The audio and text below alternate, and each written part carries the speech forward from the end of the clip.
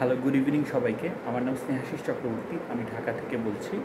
আমি CGOA কোর্সটা complete করেছি। এই কোর্সে ডক্টর মিজানুর রহমান স্যার আর ডক্টর পবিত্র কুমার শীল স্যার ক্লাস নিয়েছেন। ওনারা খুব সুন্দর করে এখানে অনেক কঠিন কঠিন কনসেপ্ট আমাদের কাছে ক্লিয়ার করে দিয়েছেন। আমি কোনো মেডিকেল ব্যাকগ্রাউন্ডের না, নন মেডিকেল ব্যাকগ্রাউন্ডের একজন জেনারেল স্টুডেন্ট। আমি ওনাদের ক্লাস করে অনেক বেসিক জিনিস শিখতে পেরেছি। তো আমি আজকের এই সেশনে ডিসকাস করব ক্যান্সার পেশেন্ট এবং তার ট্রিটমেন্ট নিয়ে।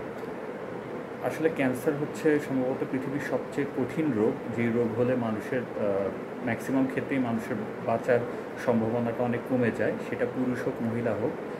ক্যান্সারের ট্রিটমেন্ট তো জেনারেলি মেডিকেল গ্রাউন্ডের যেসব ট্রিটমেন্ট আছে, যেমন কেমোথেরাপি, সার্জারি, মেডিসিন অথবা অর্গান রিপ্লেসমেন্ট, এই বিষয়গুলো অনেক কঠিন এবং কনসেপচুয়ালি হার্ড। তো এগুলো নিয়ে হয়তো আমি অত কিছু বেশি বলার যোগ্যতা রাখি না। তবে আরেক ধরনের ট্রিটমেন্ট আছে যেটাকে যেটা দিয়ে ক্যান্সার রোগীকে অনেকাংশেই সুস্থ করে তোলা যায়।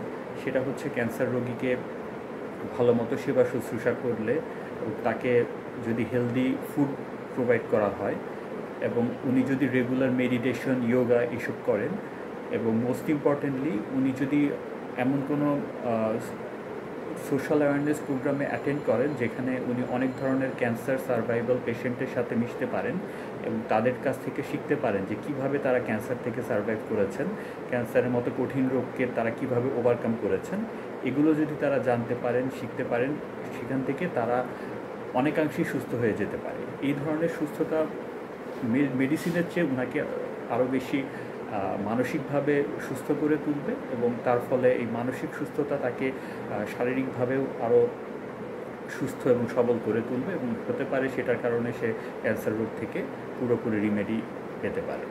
তো এই জন্য আমি মনে করি যতদূর না মেডিসিন দরকার বা কেমোথেরাপি বা এই ধরনের ট্রিটমেন্ট দরকার, তার চেয়েও বেশি দরকার হচ্ছে সোশ্যাল অ্যাওয়ারনেস, মেডিটেশন, ইয়োগা, এই ধরনের ট্রিটমেন্ট ক্যান্সার পেশেন্টের জন্য। থ্যাংক ইউ, ভালো থাকবেন সবাই।